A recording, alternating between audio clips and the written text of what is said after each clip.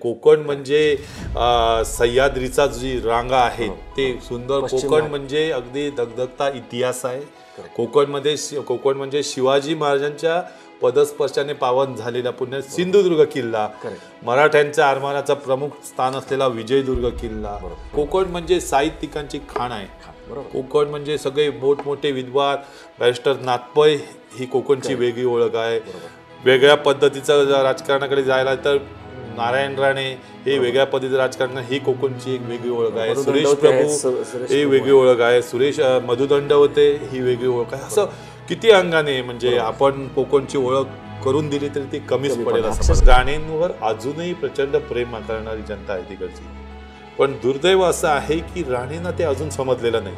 अजूनही राणे आमच्या कोकणातल्या जनतेवर नाराज आहेत. का तर मी एवढं सिंधुदुर्गासाठी दिलं आणि सिंधुदुर्गातल्या लोकांनी मला फसवलं म्हणा किंवा पाडलं म्हणा, हा त्यांचा जिवारी लागलेला आहे. बचत गट ही कन्सेप्ट जी आहे ती बचत गट ही कन्सेप्ट सुरेश प्रभूंची. त्यावेळी त्यांच्यावर जोरात टीका होत होती की अरे काय हा त्या बायकांच्या मागे लागला, ह्या बायकांना एकत्र करून काय होणार, 4 बायका कसे काय एकत्र येऊ शकतात. सुरेश प्रभूंनी ते नाही केले. सुरेश प्रभूंनी या बायकांना एकत्र आणलं, त्यांना ताकद द्यायला सुरुवात केली, त्यांना स्वतःच्या पायावर उभं करायला सुरुवात दिली आणि हिंमत दिली आणि तिकडनं बचत गटाची कन्सेप्ट सुरू झाली.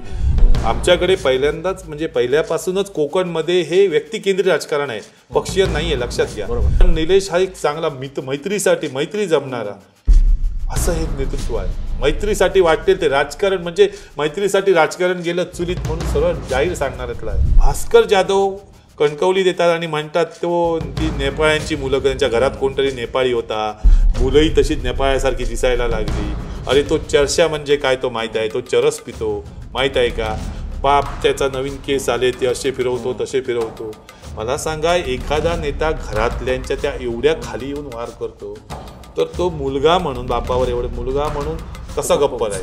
विनायक राऊतांची काम करण्याची पद्धत वेगळ्या पद्धतीची आहे. म्हणजे तो कार्यकर्त्यांना रिस्पेक्ट देणारा, रिसीव्ह करणारा, म्हणजे प्रत्येकाशी बोलणारा असं हे नेतृत्व आहे. जर शिवसेनेतलं नेतृत्व असला तरी असा राडेछाप नेतृत्व नाही आहे. उदय सामंत आणि दीपक केसरकर यांच्या नेतृत्वामध्ये बऱ्याच सिमिलॅरिटीज आहेत. तिघांनी बघा दोघेही राष्ट्रवादीकडे होते, दोघेही राष्ट्रवादीकडनं शिवसेनेकडे आले, शिवसेनेकडनं बरोबर ह्या शिंदे शिवसेनेकडे हे गेले. दोघेही परफेक्ट टायमिंग साधणारे आहेत, मुरलेले राजकारणी आहेत. दोघेही पक्षात शिवसेनेतून बाहेर पडताना पळून गेलेले नाही आहेत, लक्षात घ्या. बाकीचे आमदार चोरी छुपके गेलेत, हे दोघेही सांगून गेले. जसं म्हटलं तर जसा राजा तशी प्रजा, आता उलट झालंय. जशी प्रजा तसा राजा, म्हणजे तुम्ही मतदार कसे आहात तसंच तुम्हाला नेतृत्व. याच्यापूर्वीचं लक्षात घ्या तुम्ही, नाथपै का दिले गेले, दंडवते का दिले गेले, सुरेश प्रभू का दिले गेले, त्यावेळीचा मतदार तसाच होता.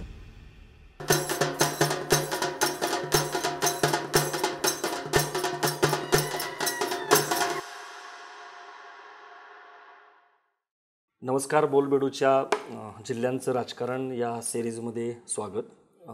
आज आपण चर्चा करणार आहोत कोकणची आणि त्यातही तळ कोकण म्हणजे सिंधुदुर्गची आणि सिंधुदुर्गच्या जोडीला रत्नागिरी जिल्हा देखील आणि हिरवं कोकण किंवा छत्रपती शिवाजी महाराजांनी जसं सागरी सामर्थ्य ओळखलं अशी ओळख आहे. मनी ऑर्डरवरती जगणारा कोकण किंवा कोकणचा कॅलिफोर्निया करण्याचं जे स्वप्न दाखवलं. कोकण म्हटल्यानंतर या बऱ्याच गोष्टी येतात आणि इथले सगळे राजकीय नेते आणि त्यांचं योगदान, कोकण रेल्वे असेल किंवा मुंबई गोवा महामार्ग असेल, कोकणातले प्रकल्प असतील, त्याचं राजकारण कसं झालं, या सगळ्यावरती चर्चा करण्यासाठी आपल्यासोबत ज्येष्ठ पत्रकार आहेत शेखर सामंत सर. एकतर तरुण भारत संवादचे ते संपादक आहेत आणि त्याचबरोबर ते फील्डवरचे पत्रकार आहेत. आणि कोकणमधल्या विशेषतः सिंधुदुर्गमधल्या जनतेला काय वाटतं नेमकं ते त्यांच्याकडनं आपल्याला ऐकायचं आहे, कारण ते जनतेचे लोकांशी जोडले गेलेले पत्रकार आहेत. सर, स्वागत तुमचं या खास कार्यक्रमामध्ये. थोडक्यात जसं सांगितलं की कोकण म्हटल्यानंतर एक सह्याद्रीच्या रांगा, त्यानंतर इकडे एक बाजूला समुद्र आणि सगळं निसर्ग संपन्न, निसर्गाचे मुक्त उधळण, आंबा असेल, कोकण रेल्वे असेल, असे सगळं चित्र जे आहे ते येतं. पण ह्याच्या व्यतिरिक्त तुम्ही पण काय सांगाल, कारण कोकणी माणूस सगळ्यात केंद्रबिंदू काय असेल तर कोकणी माणूस, आणि तो तिकडच्या फणसासारखा रसाळ पण आहे आणि थोडा काटेरी पण आहे. तर तुम्ही थोडक्यात तुमच्या दृष्टीने कोकणची वैशिष्ट्य, थोडक्यात इतिहास. सर 2 शब्दात सांगायचं, कोकण म्हणजे स्वर्ग. बस हे एकच त्याला एक व्याख्या मिळते. त्याचं बायफर्गेशन जर करायचं झालं तर म्हणजे कोकण म्हणजे एक इर्साल माणूस, कोकणी माणूस. त्याचे बरेच म्हणजे त्याच्या व्यक्तिमत्वातलं कोकणी माणसाला म्हणजे उपमा दिली जाते ती फणसाची. फणस जसा बाहेरनं काटेरीने आतनं गोड रसाळ असतो, अगदी तसाच बोलताना ताडफाड बोलेल पण मनानं खूपच सुंदर म्हणजे हळवा असा प्रेमळ माणूस, असा हा कोकणी माणसाचा स्वभाव आणि कोकणी माणूस तसा ओळखला जातो. कोकण म्हणजे आत्ताचा कोकण बघायला गेला, कोकण म्हणजे मस्त सुंदर किनारे, कोकण रेल्वे हा एक वेगळाच आहे. कोकण रेल्वे ही एक वेगळी कोकणची ओळख आहे. कोकणचा आंबा, हापूस आंबा, कोकणचे काजू, हे कोकणची अगदी सुंदर मच्छी, आणि त्यानंतर कोकणची वेगळी रेसिपी, कोकणचं कल्चर, कोकणमध्ये समुद्र किनारे तर आलेच, म्हणजे तो मी स्वर्ग त्याच्यासाठीच म्हटलं आहे तुम्हाला. आणि बायोडायव्हर्सिटी म्हणजे कोकण म्हणजे सह्याद्रीचा जी रांगा आहे ते सुंदर. कोकण म्हणजे अगदी दगदगता इतिहास आहे. कोकण म्हणजे शिवाजी महाराजांच्या पदस्पर्शाने पावन झालेला पुण्य सिंधुदुर्ग किल्ला, मराठ्यांच्या आरमाराचा प्रमुख स्थान असलेला विजयदुर्ग किल्ला. कोकण म्हणजे काय कशा अंगाने कोकणची ओळख करून द्यावी. कोकण म्हणजे साहित्यिकांची खाण आहे. कोकण म्हणजे सगळे मोठमोठे विद्वान, बॅरिस्टर नाथपै ही कोकणची वेगळी ओळख आहे. वेगळ्या पद्धतीचं राजकारणाकडे जायला तर नारायण राणे हे वेगळ्या पद्धतीचं राजकारण, ही कोकणची एक वेगळी ओळख आहे. सुरेश प्रभू ही वेगळी ओळख आहे. मधु दंडवते ही वेगळी ओळख आहे. असं किती अंगाने म्हणजे आपण कोकणची ओळख करून दिली तरी ती कमीच पडेल असं मला वाटतं. खाण आहे कोकण. आपण सर सुरुवात करूया. तुम्ही जसा उल्लेख केला, आपण सुरुवातीला जो पगडा होता समाजवादी पक्षाचा नाथपै, तिथून सुरुवात करू. पण आंबेडकर असतील किंवा कर्वे, काणे ही जी भारतरत्न त्रयी समजली जाते ती इथलीच. आणि शिवाय साने गुरुजी, लोकमान्य टिळक, सावरकर यांचा सगळाही संबंध कोकणाशी आहे.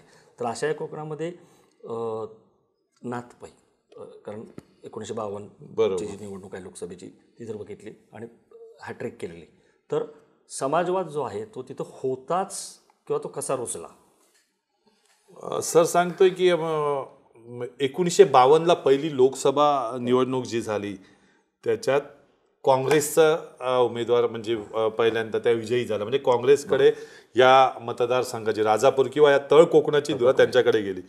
पण ज्यानंतर त्याच्या पुढच्या त्यावेळी त्यांनी नागा गोरेंचा पराभव झालेला. म्हणजे जनसंघच्या माध्यमातून समाजवाद त्यावेळी कार्यरत होता आणि हे मोठमोठे नेते कार्यरत होते. पण त्यानंतर ताज्या दमाचे बॅरिस्टर नाथपैंची एंट्री तळ कोकणात झाली, कारण तळ कोकणातलेच ते, आणि त्यांची एंट्री झाली आणि तिकडनं समाजवादची पाळंमुळं अगदी घट्ट रुजायला लागली. बॅरिस्टर नाथपैंनी पुढच्या 3 निवडणुका अगदी प्रचंड बहुमताने जिंकल्या. बॅरिस्टर नाथपै हे एक उमेदवार म्हणून, हे एक दैवत म्हणून प्रत्येकाच्या घराघरात पोचलेलं व्यक्तिमत्व होतं. प्रत्येकाला अगदी नावाने गावातल्या माणसाला नावाने हाक मारणारं असं हे व्यक्तिमत्व होतं.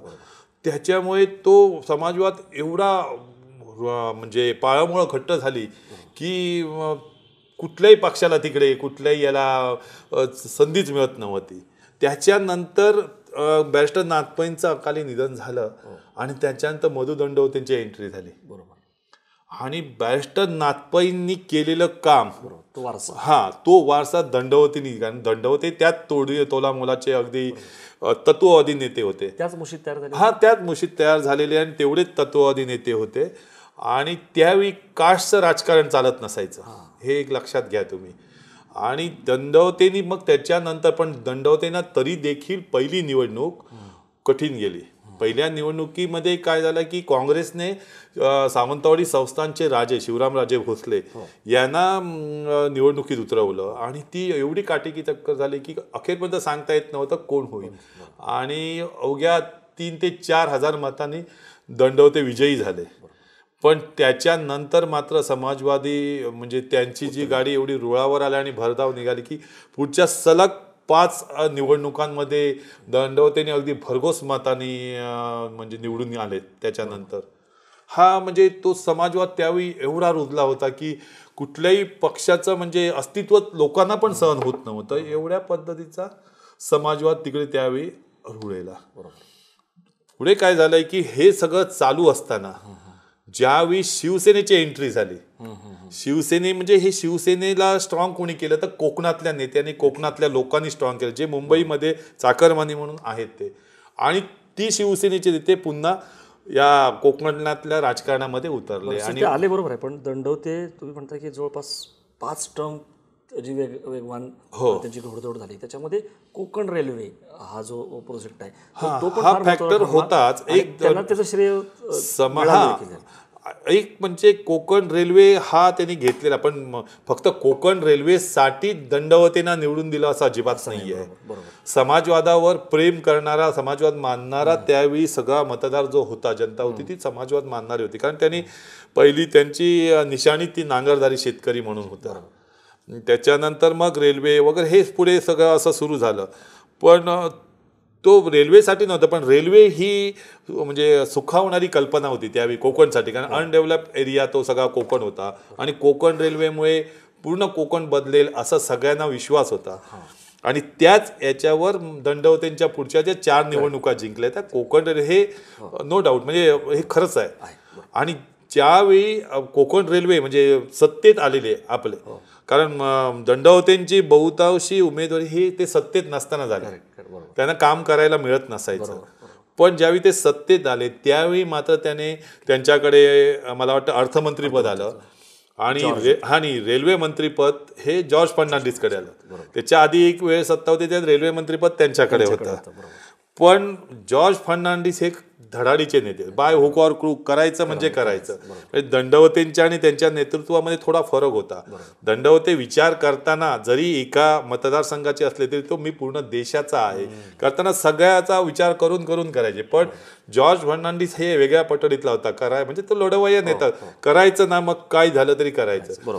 त्यांनी ते बूस्ट केलं. रेल्वे मंत्री असताना त्यांनी सपोर्ट केला, अर्थमंत्री असताना दंडवतेंचं बळ तर मिळालं आणि ती रेल्वे त्यावेळी अस्तित्वात आली आपल्याला. आणि त्याचा ऑब्विसली कोकण रेल्वेमुळे कोकण पूर्ण डेव्हलप झालाय. जे आता बदललेला कोकण जो दिसतोय त्याच्यात कोकण रेल्वेचं योगदान फार मोठं आहे. लोकांना ते हवं होतं म्हणून त्या रेल्वेच्या ॲक्विजिशनच्या वेळी, भूसंपादनाच्या वेळी कुठलाही विरोध लोकांनी केला नाही. अगदी मनापासून लोकांनी जागा दिल्या आणि रेल्वे मंत्रालयाने सुद्धा तेवढंच केलं की जे भूमिहीन झालेली लोक होती त्यांना नोकऱ्या देणं वगैरे वगैरे, कॉम्पोजिशन, हे सगळं व्यवस्थित पार पडलं.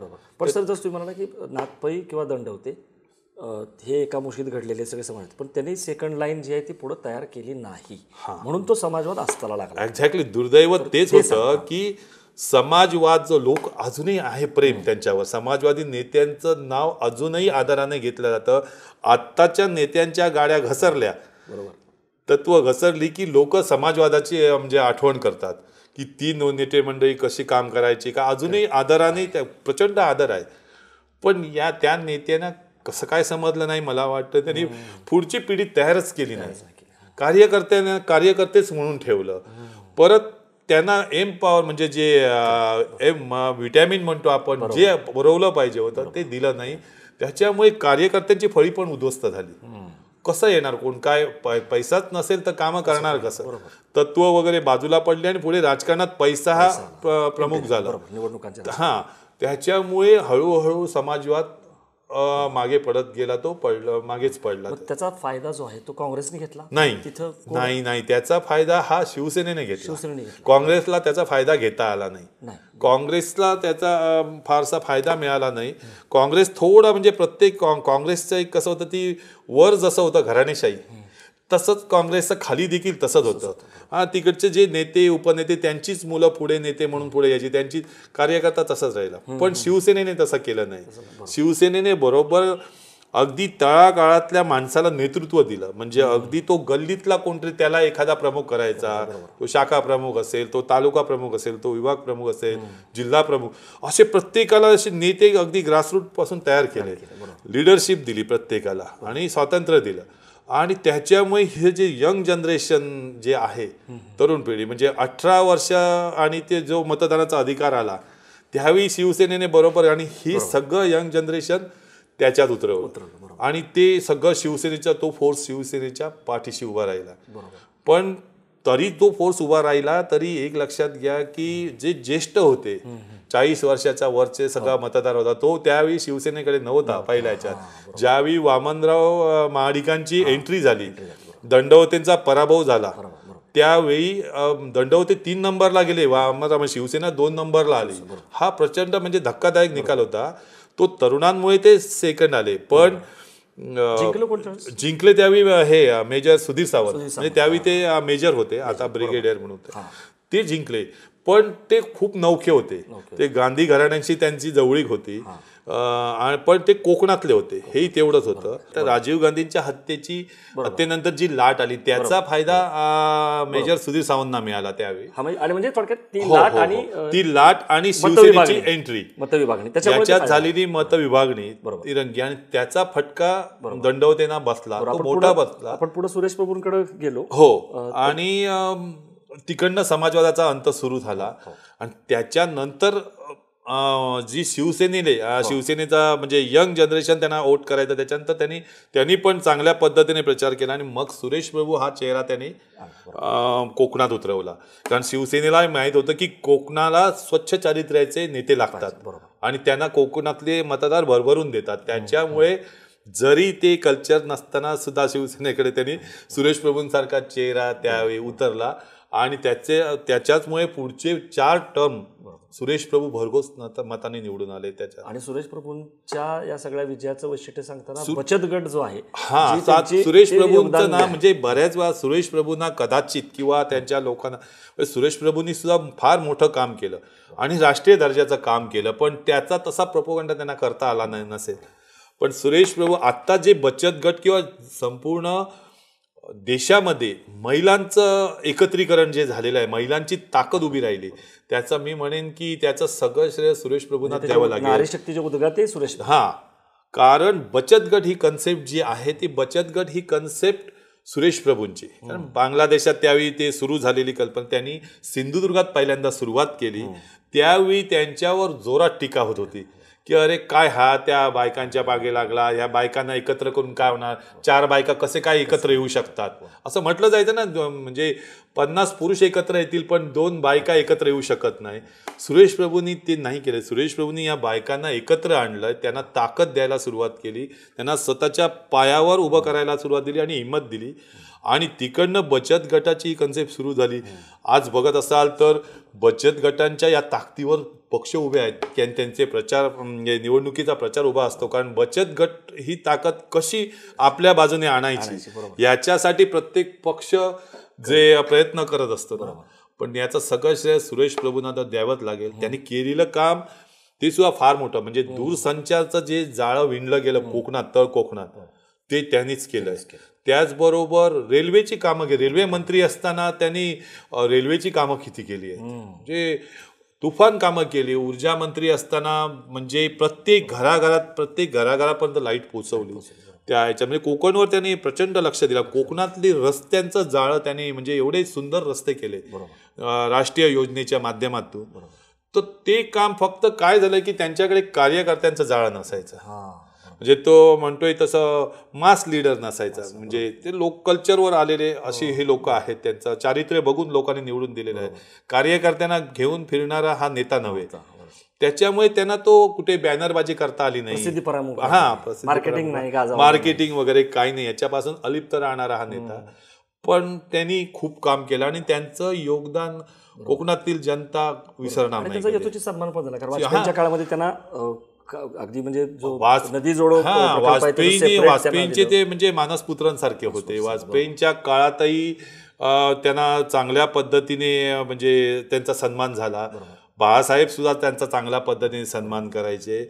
आणि त्याच्यापेक्षा आता मोदी सुद्धा पंतप्रधान. तुम्हाला विचारायचं की मगाशी तुम्ही फार चांगला उल्लेख केला की पण जेव्हा राजकारणामध्ये पैशाची एंट्री झाली तर नुसता जो आपला प्रतिनिधी असतो उमेदवार, तर त्यांनी लोकांची कामं करायची असतात, पण तो पक्षासाठी काय करतो हे पण महत्त्वाचं ठरलं कुठंतरी. आणि तोच फटका सुरेश प्रभूंना की शिवसेनेचा लॉस हा भाजपचा गेन झाला प्रभूंच्या निमित्ताने, म्हणजे प्रभू. हो हो हो हो हो हो हो नक्कीच असं म्हणेन. आणि बघा, आता सगळ्यांना जनतेला माहीत आहे की उमेदवारी मिळवायच्यासाठी, मंत्रिपद मिळवायच्यासाठी पैसे द्यावे लागतात पक्ष नेतृत्वाला.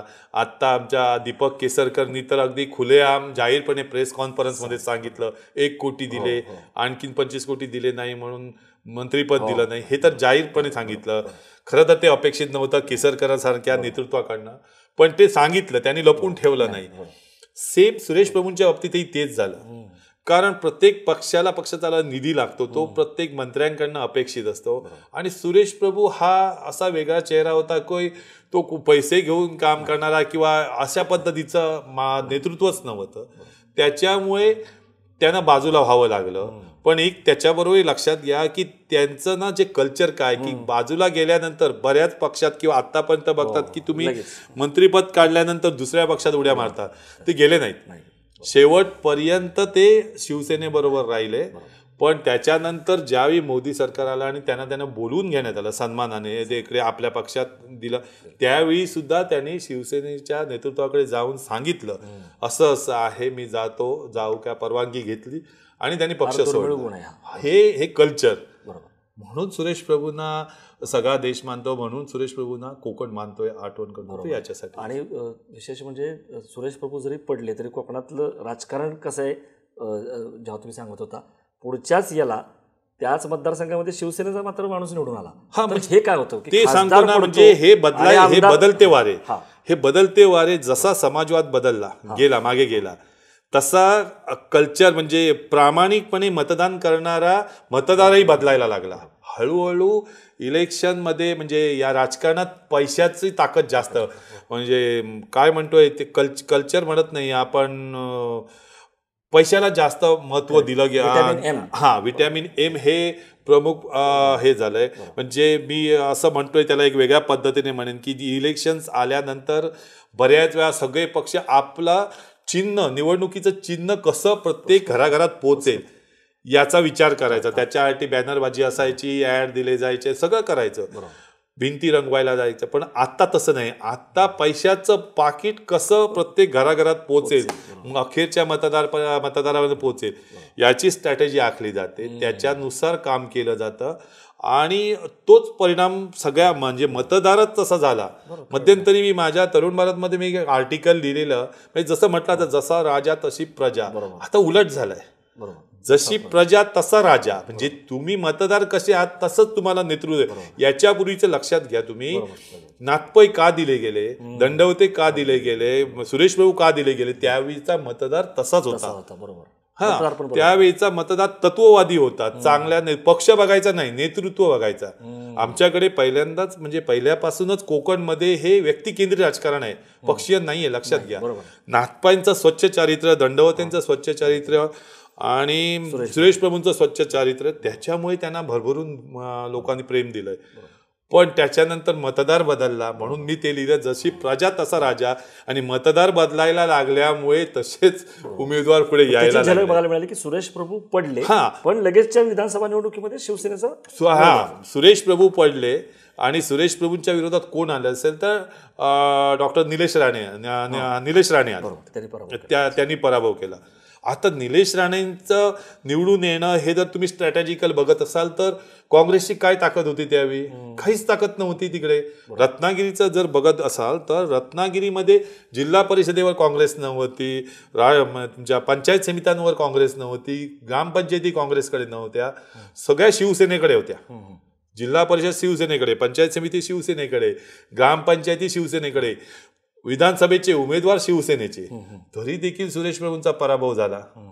हे काय गणित सांगते. आणि समजा तर लाट असेल किंवा काय असेल म्हणत जा, तर पुढच्या लागोपाठ लागलेल्या विधानसभाच्या निवडणुकीत शिवसेनेचे उमेदवार निवडून आले.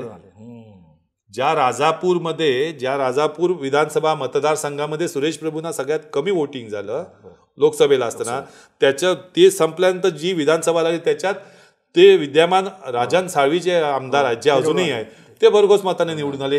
हे काय स्ट्रॅटेजी आहे? ही वेगळी. तिकडनं समाजवाद गेला चांगल्या चरित्रात, मतदार बदलला आणि तसे नेतृत्व यायला लागलं. असं म्हणू शकतो का आपण की हा जो राजकारणाचा पोत बदलला, तत्वनिष्ठता कमी झाली, हे सगळं समाजवादी नेतृत्व आणि त्याच मुशीतलं सुरेश प्रभू हे गेले आणि शिवसेनेची एंट्री झाली आणि नारायण राणे पर्व सुरू झालं. बरोबर. आणि मग नारायण राणेच्या निमित्ताने जो शांत होता सगळा सिंधुदुर्ग, त्याला ती जी एक धग म्हणतो ती जाणवायला लागली. ज्याला दहशत पण कोणी म्हणेल किंवा राडा संस्कृती म्हणेल शिवसेनेची गेली, तर ते सांगा. कारण ते पुढे काँग्रेसमध्ये जाईपर्यंत किंवा अजून सुद्धा तो जो प्रभाव आहे राणे पर्वाचा, तर तो कसा सुरू झाला, त्यांची जी एंट्री आहे ती कशी सुरू झाली. आणि मग असं म्हटलं जातं की श्रीधर नाईक यांची हत्या असेल किंवा गोवेकरचं उदाहरण दिलं जातं. तर राणेंचा जो उदय आहे आणि त्याच्यामुळं बदललेला हा राजकारणाचा पोत, मला असं वाटतं सर की म्हणजे राणे आधी हे उदय आणि हे सगळं पुढचं आक्रमक राणेंचं व्यक्तिमत्व बघता अभ्यासला पाहिजे की राणेंचं व्यक्तिमत्व हे प्रचंड आक्रमक व्यक्तिमत्व आहे. मुंबईमध्ये शिवसेना ज्या पद्धतीने काम करत होती मराठी माणसासाठी आणि ज्या पद्धतीने पुढे जात होती, तीच पद्धत राणेंनी कोकणात आणली.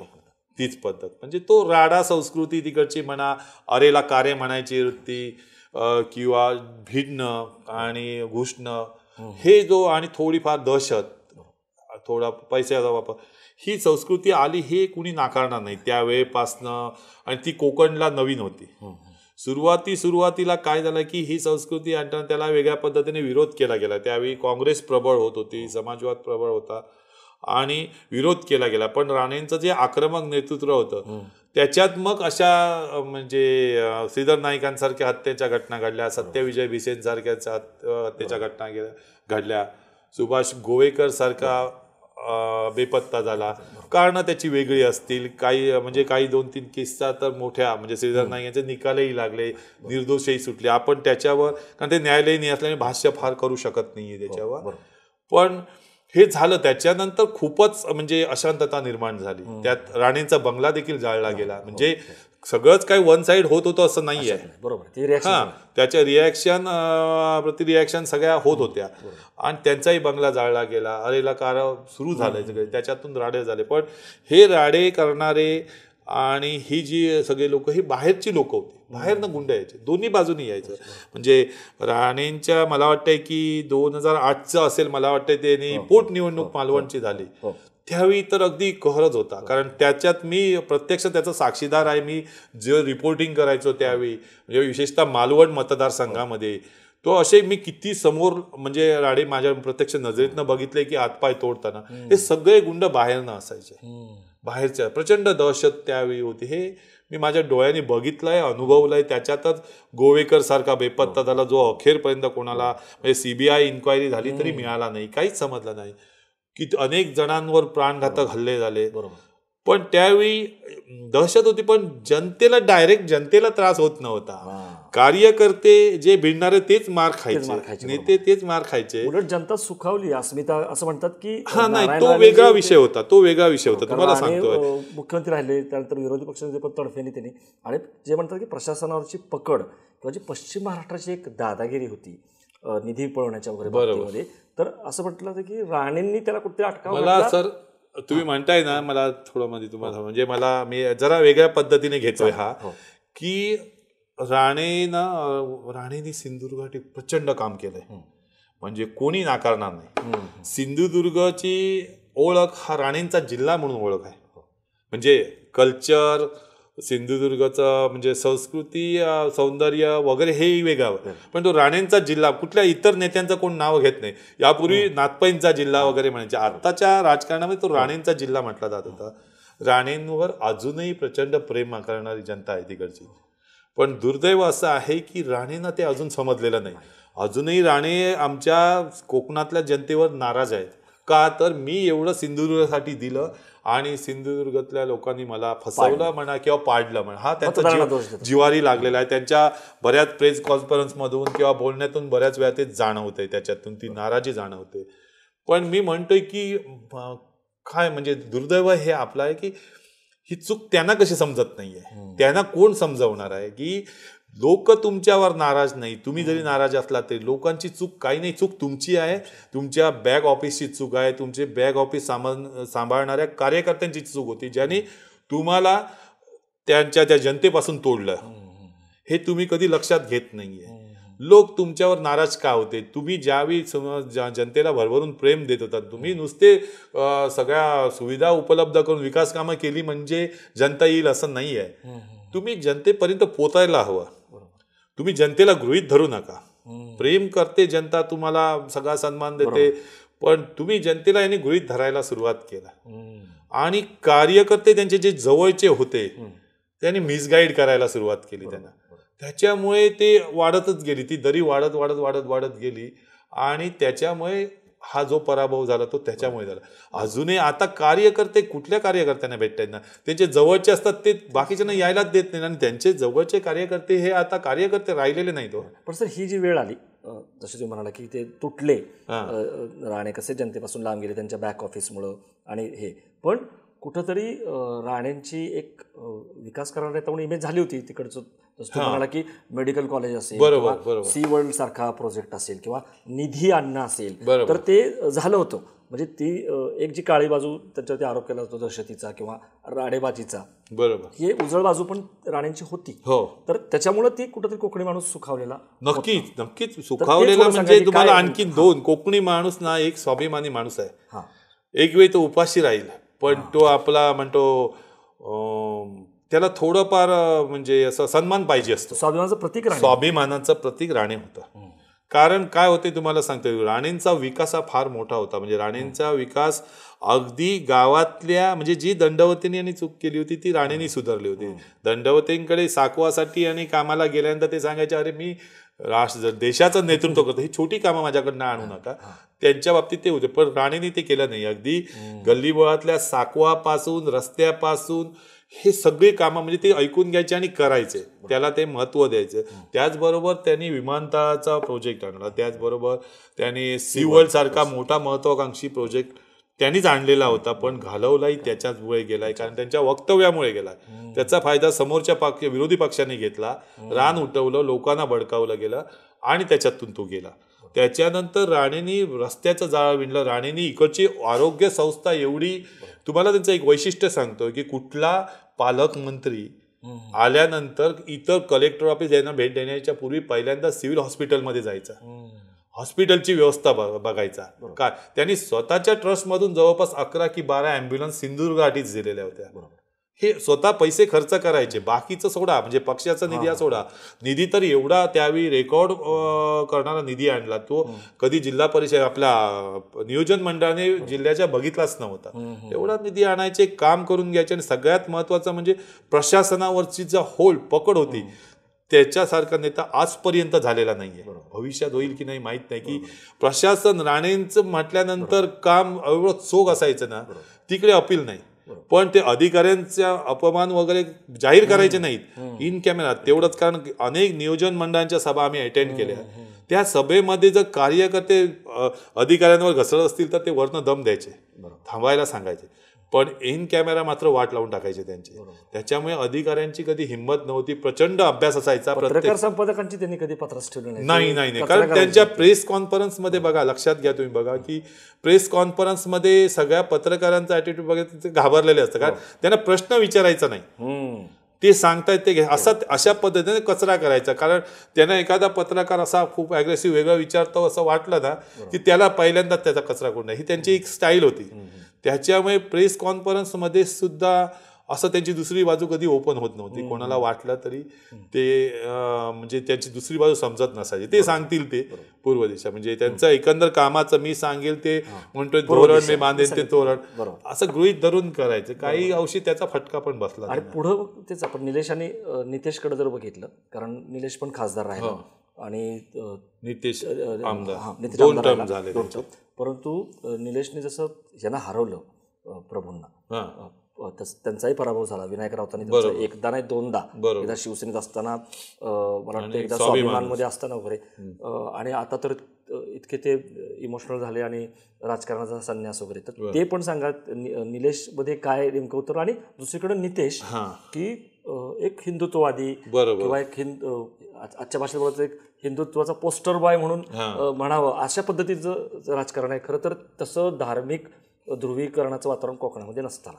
तर हे काय पैलू आहेत नितेश आणि राणे फॅमिलीमध्ये तुम्हाला सांगतोय की नारायण राणे हे एक नेतृत्व, निलेश राणे हे एक नेतृत्व आणि नितेश राणे हे नेतृत्व, हे तिन्ही नेतृत्व वेगवेगळ्या पद्धतीचे नेतृत्व आहेत.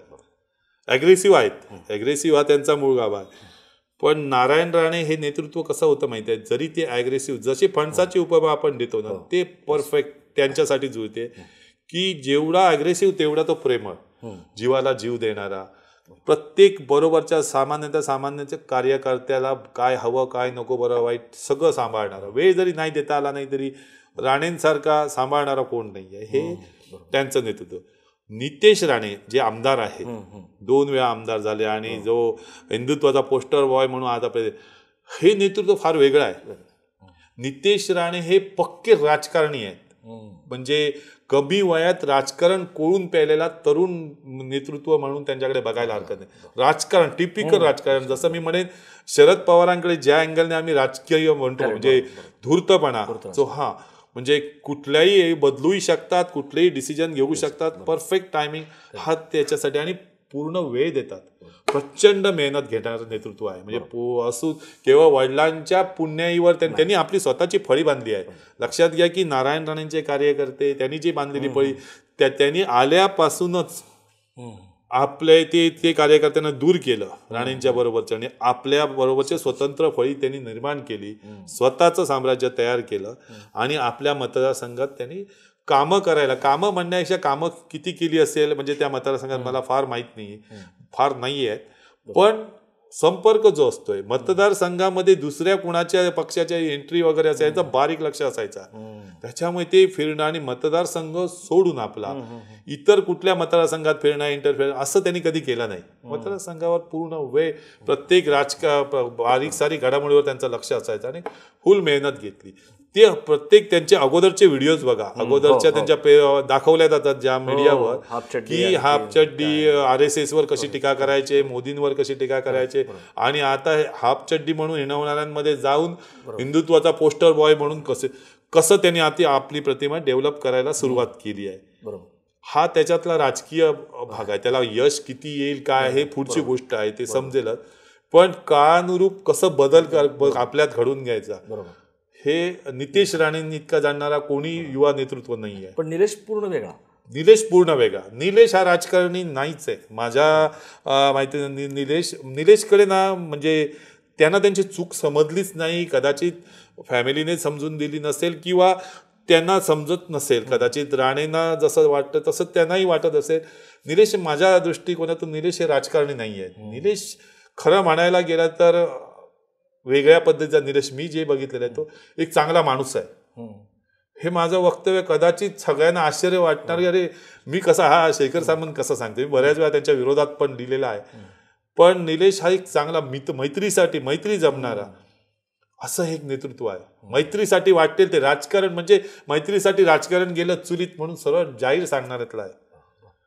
पहिल्यापासून ते खूप आक्रमक आहेत बाकीच्यांपेक्षा. नितेशपेक्षा निलेश आक्रमक आहेत आणि संबंध सांभाळणारे असल्यामुळे ना ते बेधडक असतात. ते म्हणजे जे वक्तव्य करतात, ज्या पद्धतीने जे पातळी खाली येते ना त्याचे तोच प्रॉब्लेम आहे आणि राजकारणात ते चालत नाही. आणि विशेषतः तुम्ही लोकसभेचं नेतृत्व करत असताना म्हणजे नाथपैंचे वारसदार म्हणून म्हणजे ते पिढी चालवत असताना नाथपै, दंडवते, सुरेश प्रभू, तुम्ही कमरेच्या खाली वार करणं हे कुठल्याही मतदाराला अपेक्षित नसतं. इकडे ते चालत नाही आणि त्याच्यामुळे मतदार हर्ट होत असतात. जरी मतदारांना तुम्ही शिवीगाळ नाही जरी केली, नेत्यांना केली, तर ते त्यांना ते तुम्ही चांगल्या पद्धतीत चालात, तुम्ही एज्युकेटेड आहात, सगळं तुम्हाला समजतं, तुम्ही तशा पद्धतीत केलं पाहिजे, पण ते होत नव्हतं. पण तुम्हाला सांगतोय की निलेश राणेंमधला बदल हा सुद्धा मला वाटतं महाराष्ट्राच्या जनतेला शॉकिंग असेल, जो मला समजला की गेल्या मागच्या वर्षभरात किंवा 8-9 महिन्यातलं निलेश राणे सगळे पेपर तपासा, सगळ्या मीडियावर बघा, निलेश राणेंनी एकही असं वक्तव्य केलंय की समोरच्या नेतृत्वाला एकेरीत बोलायचं, शिवीगाळ करायची, ज्याच्यासाठी ते प्रसिद्ध होते. बघा एकही नाही, अतिशय शांतपणे. आणि जसा नितेश मतदारसंघात फिरायचा त्यांनी ठरवून घेतलं मी आता लोकसभेला राहणार नाही, मला विधानसभा मतदारसंघाचा मी कुडाळ विधानसभा मतदारसंघाचं दावेदारी करणार. आणि त्यांनी काम जे सुरू केलं गेली 1.5-2 वर्ष, मतदारसंघात ठाण मांडून असतात, प्रत्येक गोष्टी भूमिपूजन करणं, लोकांमध्ये जाणं, चांगल्या माणसांना भेटणं, हे त्यांनी काम सुरू केलं. एक दिवस त्यांची माझी भेट झाली, त्यावेळी मी त्यांना विचारलं याबाबत. त्यावेळी त्याने स्पष्टपणे सांगितलं, म्हणाले शेखर बघ, माझ्या चुका मला समजल्यात, माझ्या चुका मला समजल्या, असं बोलणं चुकीचं आहे, हे लोकांना आवडत नाही आहे. आणि याच माझ्या चुकांचा फायदा बाकीच्या पक्षाने घेतला आणि याच माझ्या चुकांमुळे लोकांनी मला नाकारलं. आणि ह्याचं मी भोगतोय खूप, हा लॉस मी खूप भोगतोय. कारण राजकारणात मला खूप त्रासदायक ठरला हा लॉस. आणि मला या इमेजमधनं बाहेर पडायचं आहे, मला सुधारायचं आहे. अशा शब्दात एक नेता सांगतो माझ्यासारख्या सामान्य पत्रकाराला, तुम्ही मला संधी द्या, मी सुधारायचा प्रयत्न करतोय. हा, आणि त्या त्या पद्धतीने जे चालूच होतं. पण विरोधी पक्षांना बरोबर माहीत आहे की राणेंना डिचवायचं कसं, राणेंना बोलाय आणि सगळं आपल्या बाजूने घ्यायचं, तो ट्रॅपच असतो. कारण मागे सुद्धा असा, मागच्या लोकसभा इलेक्शनमध्ये सुद्धा वातावरण त्यांच्यासाठी चांगलं असताना शेवटच्या क्षणाला जे एका चॅनलने जे डिबेटिंग लावलेलं, त्यावेळी आमने सामने म्हणतात तसं त्यांनाही बोलावलेलं निलेश राणेंना आणि विनायक राऊत नाही बोलावं. विनायक राऊत तर अगदी खुशीने चाललेले. मला आठवतंय, मला जे समजलेलं पत्रकार म्हणून, त्यावेळी निलेश राणेंना सांभाळायसाठी न पाठवायच्यासाठी प्रयत्न चालू होते. कारण हे ॲग्रेसिव्ह होणार हे माहीत असतं, तरी निलेश राणे बेधडकपणे गेले बाकीच्या आपल्या घरातल्या नजुमानता, आणि तिकडे तो झाला तो राडा. मग खूपच वाईट पद्धतीने जनतेने बघितला आणि त्याचा फटका निलेश राणेंना बसला. आताही भास्कर दादांच्या प्रकरणात आता सांगतोय तुम्हाला, आताही तसंच आहे. पण मला वाटते की निलेश राणेंनी स्वतःच्या त्या आक्रमकपणाला लगाम घातला पाहिजे होता, पण तरी तोल गेला. पण त्याच्यात तुम्ही मला सांगा, एक ॲज अ माणूस म्हणून बघायचं तर तरी याचा सगळा दोष पुन्हा निलेश राणेवर देतो. तो तसाच आहे, किती घाणेरडा बोलता, याला उभा करून उपयोगाचा नाही वगैरे वगैरे. जनतेची पुन्हा तशीच मेंटॅलिटी झाली. जी वर्षभर त्यांनी मेहनत केलेली होती ती गेली खड्ड्यात. भास्कर जाधव कणकवली देतात आणि म्हणतात ती नेपाळ्यांची मुलं, त्यांच्या घरात कोणतरी नेपाळी होता, मुलंही तशीच नेपाळ्यासारखी दिसायला लागली. अरे तो चर्चा म्हणजे काय तो माहीत आहे, तो चरस पितो माहीत आहे का, बाप त्याचा नवीन केस आले ते असे फिरवतो तसे फिरवतो. मला सांगा, एखादा नेता घरातल्यांच्या त्या एवढ्या खाली येऊन वार करतो, तर तो मुलगा म्हणून, बापावर एवढे मुलगा म्हणून कसा गप्प राहील. राजकीय नेतृत्व हे एक बाजूला ठेवा, तो राहणार नाही. नितेश गप्प राहिला, पण निलेश राहिला, रिॲक्शन दिली आणि त्याने रिॲक्शन दिलीच ना. त्यांनी त्याच लेवलला खाली आले, तिकडे चिपळूणमध्ये त्यांच्या मतदारसंघात जे 7-8 महिने पेशन्स संयम राखला होता तो गेला. जनता काय बोलते, जनता भास्कर जाधवांबद्दल बोलत नाही, ते पातळी घसरले, तो तसाच आहे असं निलेश राणेंबद्दल बोलायला लागले, हे तसा दिसतो कसं. परत ती चर्चा, तेच गॉसिप सुरुवात झालं. फटका यांना बसला. हे निलेश राणेंनी कुठेतरी समजून घेतलं पाहिजे होतं, किंवा अजूनही समजून घेतलं पाहिजे की हे नाही. आणि जनतेलाही समजलं पाहिजे की हे दोन्ही बाजू तशाच आहे. ऍक्शन रिॲक्शन सारखं. आता आपण तुम्ही फार छान पद्धतीने राणेंच्या घरातले 3 व्यक्ती सांगितले. आपण आणखीन काही घेणार आहोत नेते, पण त्याआधी एक प्रकल्पाचं राजकारण, म्हणजे कोकणला जो एक शाप म्हटला जातो की कुठलाही प्रकल्पाला, अपवाद आहे त्याला कोकण रेल्वे किंवा मुंबई गोवा महामार्ग, विरोध नाही झाला, तो रखडलाय, ते पण तुम्ही सांगा की नितीन गडकरी सारखा नेता असून तो पूर्ण होत नाही, त्याचा काय फटका बसतो, कोकणची टोपोग्राफी वगैरे. पण एनरॉन जे झालं, एनरॉनला विरोध झाला, समुद्रात बुडवण्याची भाषा झाली, ज्यांनी भाषा बुडवायची केली त्यांनीच तो वर आणला, पण त्याची वाट लागली. आणि त्यानंतर एखाद दुसरा अपवाद सोडला, स्टारलाइट जयगडचा किंवाही नाणारवरनं मागच्या वेळेस नाणार राहणार का जाणार अशीच ती घोषणा होती, किंवा जैतापूर, एकीकडे अणु ऊर्जा स्वच्छ काकोडकरांनी निवेदन दिलं होतं, बरोबर, दुसरीकडे माधव गाडगीळ म्हणजे शास्त्रज्ञ. हे काय आहे, ही जी एक इमेज निर्माण झालेली आहे किंवा एक जनरेटिव्ह आहे की कोकणची जनता जी आहे तिला विकास नको, नकारात्मकता नको, हा दोष कोणाचा आहे? का नेत्या राजकीय सोयीसाठी हे प्रकल्पाचं राजकारण जे आहे ते केलं जातं? कारण राणेंच्या पण 2 भूमिका बघितल्या, जैतापूरबाबत किंवा नाणारबाबत. सोयीचं राजकारण सगळ्यांनीच केलं, या सोडत शिवसेना असेल. तर मला ह्याच्यावरती तुमचं पाहिजे की हे प्रकल्पाचं राजकारण काय आहे नेमकं, आणि खरोखर आंबा संपणार, मत्स्य व्यवसाय संपणार वगैरे, हे खरं आहे, याचं असेसमेंट झालेलं आहे का? हा एक बागुलबो आहे का? हे राज ठाकरे म्हणतात तसं जागांचं रॅकेट आहे प्रकल्पाच्या आधी जागा घेतल्या जातात ते थोडं विस्ताराने सांगा. हे सगळं मी तुम्हाला सांगताना ना अगदी खूप मागे यावं लागेल. कोकणचा कॅलिफोर्निया, कोकण रेल्वे वगैरे वगैरे हे या प्रकल्पापासून मला वाटतं सुरुवात करावी लागेल. कोकणचा आधी विकास कोकणचा विकास कसा करायचा हेच आधी आता अजूनपर्यंत फिक्स झालेलं नाही. कोण म्हणतो कॅलिफोर्निया करूया, कोण म्हणतो कोकण रेल्वे आल्यानंतर होईल, कोण म्हणतो त्याच्यानंतर पर्यटनातून विकास होईल, परत ते कॅन्सल केलं जातं, कोण म्हणतो असे जैतापूरसारखे प्रकल्प आणून विकास करायचा, कोण म्हणतो म्हणजे कोण म्हणतात तर हे राजकीय लोकच म्हणतात. जनता म्हणत नाही. जनतेला विकास हवा आहे आणि आपल्या कोकणातली जनता ही पर्यावरणाचा आदर राखणारीच जनता आहे आणि ही ओळखणारा एकमेव नेता म्हणजे शरद पवार. शरद पवारनीच पद्धतशीर ओळखलं की कोकणचा विकास हा फलोद्यान म्हणा आणि या टुरिझम याच्यातूनच होणार हे त्यांनी त्यावेळी ओळखलं होतं सुरुवात. आणि कॅलिफोर्निया वगैरे या भानगडीत ते पडले नाहीत. त्यांनी मुख्यमंत्री असताना 100% फलोद्यान आपण म्हणतोय ते ती योजना आणली आणि त्याचा परिणाम असा झाला की कोकणमध्ये पैसा आला आणि तिकडनं मनी ऑर्डरवर जगणारा कोकण ही कन्सेप्टच बंद झाली. उलट चाकरमाने इकडे येऊन गुंतवणूक करायला लागला. मुंबईवरचं अवलंबित्व संपलं. मुंबईचं अवलंबित्व संपलं. आपला कोकण म्हणजे आंब्या आणि काजूच्या दृष्टीने सुजलाम सुफलाम झाला. प्रचंड पैसा कोकणात आला. शेतकऱ्यांकडे थेट पैसा गेला. शेतकऱ्यांकडे तो एकमेव नेता असेल ज्याने खऱ्या अर्थाने सिंधुदुर्गच्या किंवा कोकणच्या विकासाचा प्लॅन केला आणि त्या दृष्टीने झाला विजन दाखवलं. पण त्याच्यानंतर काँग्रेसचा काळच म्हणजे तसा कोकणसाठी काय फार चांगला नव्हता विजन. त्याच्यानंतर मग प्रकल्पावरनं राजकारण कशी करायची हे ट्रेंड सुरू झाला. एनरॉनचं तुम्हाला माहित आहे की एनरॉन कुठल्या पक्षाने बुडवण्याची भाषा केली. त्याच्यानंतर ते सत्तेत आले, त्याच्यामुळेच आले सत्तेत आणि त्याने परत तो कसा वर काढला आणि त्याच्यानंतर तो प्रकल्प आपणच कसा बुडला वगैरे. त्याच्यात हे प्रकल्प हे राजकीय इश्यू बनवायच्यासाठीचं साधन बनलं. लोकांना उगाच लोकांच्या माथ्यावर फक्त चेहरा पुढे करायचा की कोकणातल्या लोकांना विकास नको आहे विकास. अरे तुम्ही हे असले प्रकल्प आणून कसे काय विकास करणार आहात? तुम्ही पर्यावरणाचा ऱ्हास करून. आता अडचण अशी होते लोकांची की आपला बुद्धिवादी जिल्हा आहे, आम्ही बुद्धिवंतांचं मानतो, ते काय सांगतात ते लक्षात घेतो. आता बुद्धिवादींमध्ये सुद्धा हे पक्षीय असतात भेद. आम्हाला कुठे माहिती आहे की शासनातर्फे किंवा या जैतापूर सारख्या प्रकल्पाचं समर्थन जो गव्हर्नमेंट करत होता किंवा सत्तेतली लोक करत होते त्यांनी काकोडकर सरांसारख्या शास्त्रज्ञाला आणलं, अणुशास्त्रज्ञाला.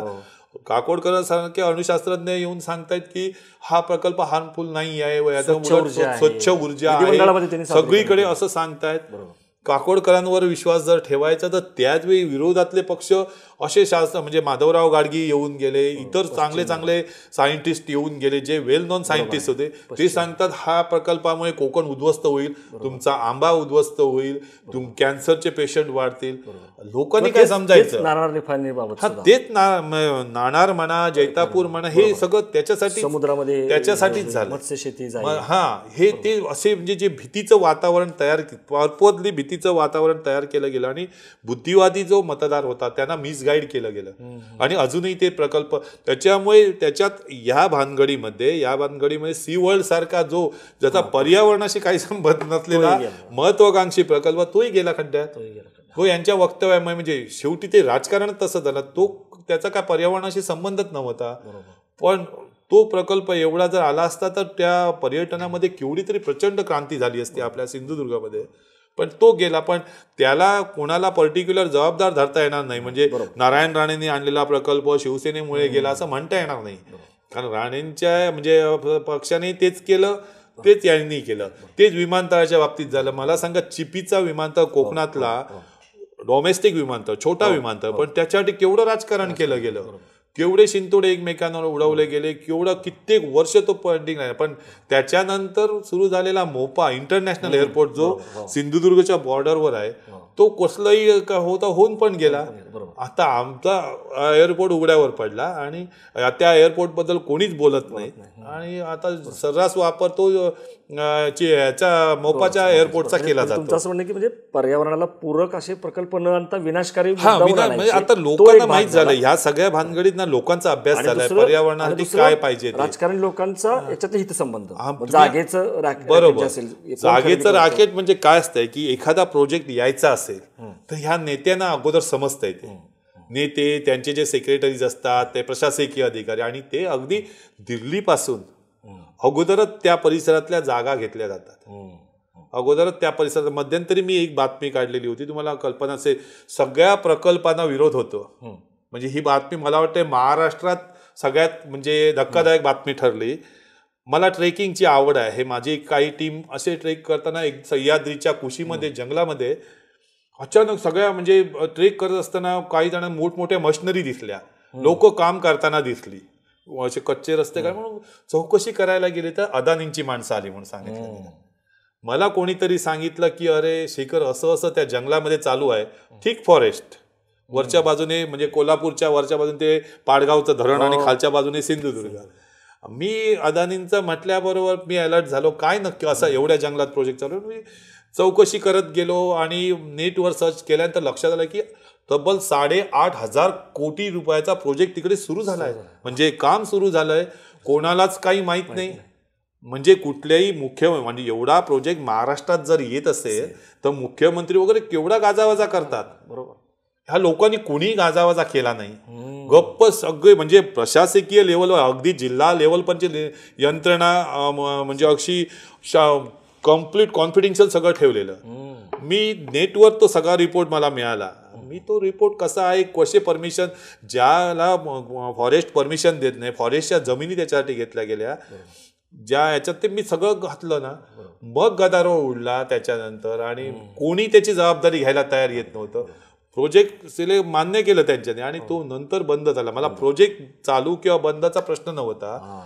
राजकारण याच्या मागे प्रकल्पांच्या मागे कसं करत आणि त्याच्या भोवती त्या सगळ्या जमिनी जे राज ठाकरे सांगतात ते चुकीचं सांगत नाही. हे प्रोजेक्ट त्यांना माहीत असतात. मग एजंट घालून त्याच्या भोवतीच्या 200-500 एकर सगळ्या जमिनी अगोदरच घेतल्या जातात. त्याच्यामुळे लोकविरोध काय करणार. लोकांना माहीत नसतं प्रोजेक्ट येणार. लोक पैसे देऊन जमिनी विकतात आणि मग विरोध नाही म्हणून सांगितलं जातं आणि हे पर्यावरणाचे म्हणजे पर्यावरणाला हानी करणारे प्रोजेक्ट डोक्यावर मारले जातात. आणि ते बंद पडताना त्याचं खापर कोकणी जनतेवर कोकणी जनतेवर ते आहेच ना. कोणी म्हणजे म्हणतात तसे मुकी बिचारी कोणी आका. सर आता आपण बाकीचं कसं राजकारण बदललं पैशाचा कसा वापर सुरू झाला ते तुम्ही छान सांगितलं. त्यानंतर राणे घराण्यातल्या सगळेच नारायण राणे खुद्द आणि नितेश आणि निलेश यांचं नेतृत्व कसं आहे ते सांगितलं. काही चुका झाल्या ते सगळं करताना आता इतर काही नेते जे आहेत त्यांच्याबद्दल पण तुमच्याकडे कशावर म्हणजे विनायक राऊत मुळात कारण ज्यांनी 2दा हरवलं निलेश राणे हॅट्रिक करणार का हा प्रश्न आहे. पण तिथं तेही सांगा की तिथं किरण सावंत जे आहेत ते पण इंटरेस्टेड आहेत किंवा रवींद्र चव्हाण यांचं पण नाव येत आहे. तर एक एक करून कारण उदय सामंत हे एक नेतृत्व आहे ते जरी सिंधुदुर्ग पालकमंत्री असले तरी रत्नागिरीमध्ये आहेत आणि त्यांनी पण एक व्यावसायिक पद्धतीनं कसं राजकारण ते करतात. प्रत्येक मंत्रिमंडळामध्ये ते असतात. म्हणजे आपण विनायक राऊत पासून घेऊया म्हणजे हे वैशिष्ट्य आहे. ही सगळी राजकारणी हे नेतृत्व हे प्रत्येकाचं वेगळी आयडेंटिटी आहे. विनायक राऊत विद्यमान खासदार आहेत. 2 वेळा ते खासदार म्हणून निवडून आलेले आहेत. शिवसेनेचे ते मोठे नेते आहेत. विनायक राऊतांची काम करण्याची पद्धत वेगळ्या पद्धतीची आहे. म्हणजे तो कार्यकर्त्यांना रिस्पेक्ट देणारा रिसीव्ह करणारा म्हणजे प्रत्येकाशी बोलणारा गावागावात जाणारा प्रत्येकात असं हे नेतृत्व आहे. जर शिवसेनेतलं नेतृत्व असला तरी असा राडेछाप नेतृत्व नाही आहे. आक्रमक बोलतात ते पण ते राडेछाप नेतृत्व नाही. म्हणजे त्यांना एक कल्चर आहे म्हणजे ते नाकारून चालणार नाही आहे.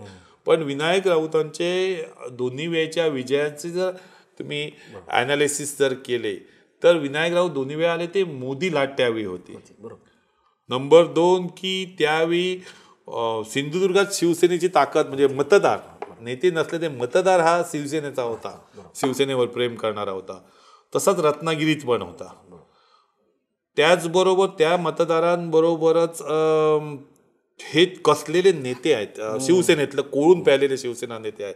त्याच्यामुळे सुरेश प्रभूंच्या निवडणुकीमध्ये जी चूक झाली जी आपल्या स्वकीयाने त्यांना फसवलं गेलं, ती चूक त्यांनी आपल्या निवडणुकीत व्हायला दिली नाही. त्यांनी रत्नागिरीवर बारीक लक्ष ठेवलेला होता. सिंधुदुर्गाबद्दल त्यांना विश्वास होता, कारण ते सिंधुदुर्गातलेच होते. पण रत्नागिरीत तशा पद्धतीची दगाफटका व्हायला त्यांनी दिला नाही. त्याचबरोबर राष्ट्रवादीमध्ये त्यावेळी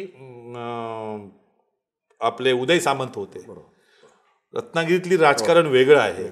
रत्नागिरी तर पक्ष जरी वेगवेगळे असते तरी ते सगळे एकमेकांच्या विजयासाठी म्हणजे त्या कनेक्ट असतात ते एकमेकांना आणि बरोबर आपले निवडून येतात. कारण तुम्ही जर उदय सामंत 2 टर्म राष्ट्रवादीत आमदार म्हणून होते, पण ते राष्ट्रवादीत असताना त्यांचं कुठे जिल्हा परिषदेवर शिवसेनाच होती, पंचायत समितीवर शिवसेना होती, नगरपालिकेवर शिवसेनाच होती, तरी ते बहुमताने निवडून यायचं. याचा अर्थ तुम्हाला समजतो, कारण तिकडचं राजकारण हे कमर्शियल म्हणजे व्यावसायिक राजकारण चालतंय, पक्षीय नसतंय. पण ती ताकद जी होती ती ताकद तुम्हाला याला मिळाली, आपल्या विनायक राऊतना मिळायची. दुसऱ्या टर्मला तर ते शिवसेनेतच होते आलेले, कोण आमचे उदय सामंत. त्यांची मोठी ताकद रत्नागिरीतली यांना मिळाली. आत्ता तसं नाहीये. आत्ताची परिस्थिती अशी आहे की एकतर शिवसेनेमध्ये विभागणी झालेली आहे, शिवसेनेचे मत उभी फूट पडलेली आहे. सिंधुदुर्गचा जर विचार केला तर सिंधुदुर्गमध्ये आता दीपक केसरकरांची जी ताकद आहे ती दीपक केसरकरांची ताकद त्यांना मिळणार नाही. नारायण राणेंची ताकद आहे ती ऑब्व्हियसली 100% त्यांच्या विरोधात जाणार आहे. उदय सामंतांची आणि जिल्ह्यातली उदय सामंतांची ताकद आहे. परत त्याचबरोबर त्यांच्यातला आतला काय दगाफटका काय होईल सांगता येत नाही. शिवसेनेमध्ये उभी फट पडलेली आहे. पैसा हा तर मेजर आहे, कारण आत्ताच्या सगळ्या निवडणुका पैशावर चालत आहेत.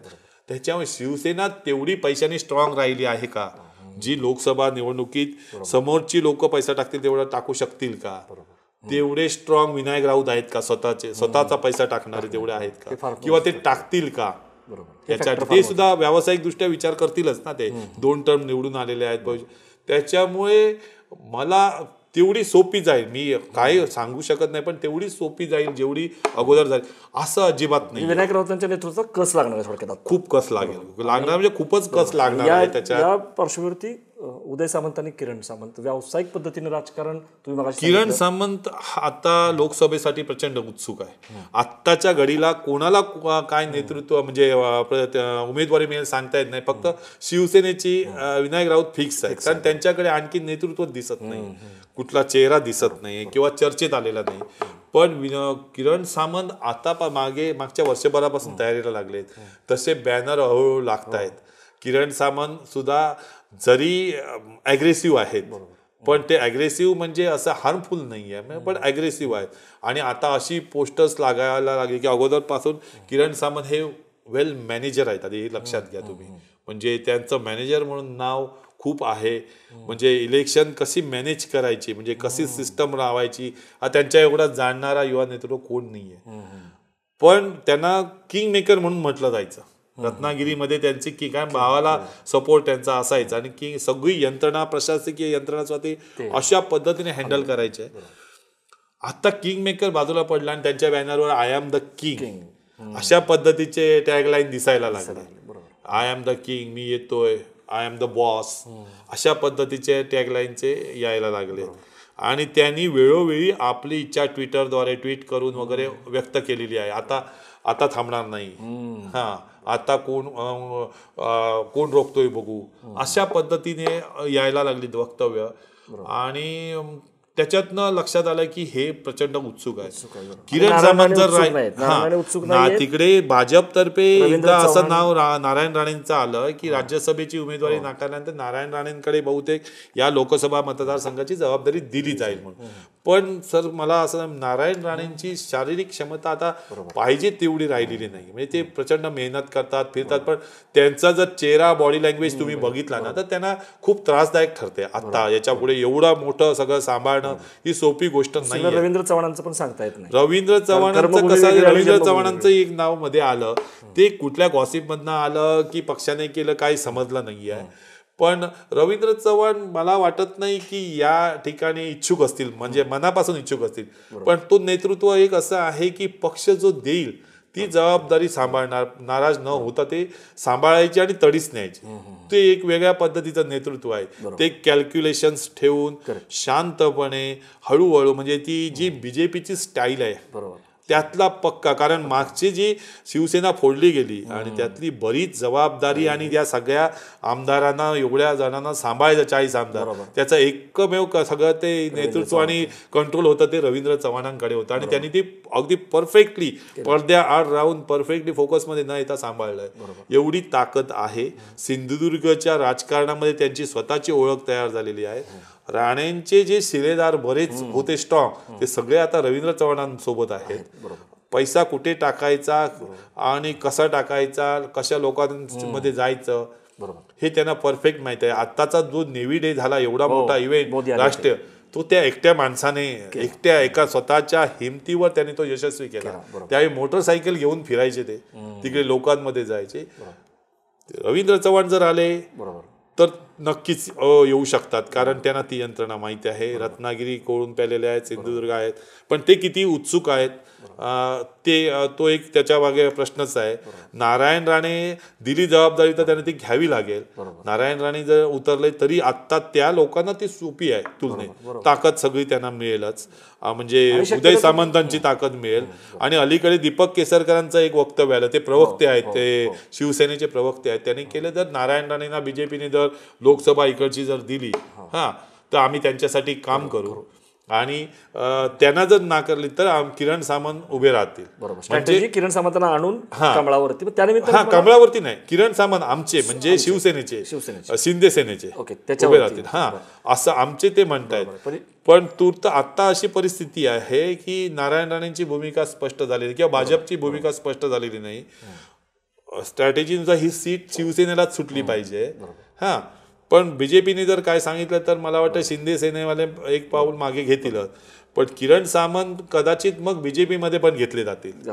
आणि किरण सामंतांसाठी कारण एम पॉवर तर लागते, स्ट्रॅटेजिकल आहे, रत्नागिरी त्यांची स्ट्रॉंग आहे, सिंधुदुर्गातही त्यांची ताकद आहे, नाही म्हणायला. सिंधुदुर्गात राणेंची ताकद मिळणार, दीपक केसरकरांची ताकद मिळणार, ही सगळी ताकद मिळून मला वाटतं की त्यांच्या दृष्टीने सोपी आहे. बरं, पण या निमित्ताने मला मग उदय सामंत आणि दीपक केसरकर हे यांचं नेतृत्व सांगा, कारण हे दोघंही 1 by 1 सांगा. कारण उदय सामंत किती पक्षांतर केली, ते राष्ट्रवादीमध्ये असो, शिवसेनेमध्ये, उद्धव ठाकरे गटामध्ये असो किंवा आता शिंदे गटामध्ये, एक महत्त्वाचे नेते. उदय सामंत आणि उद्योग सारखं खातं त्यांच्याकडे असतं.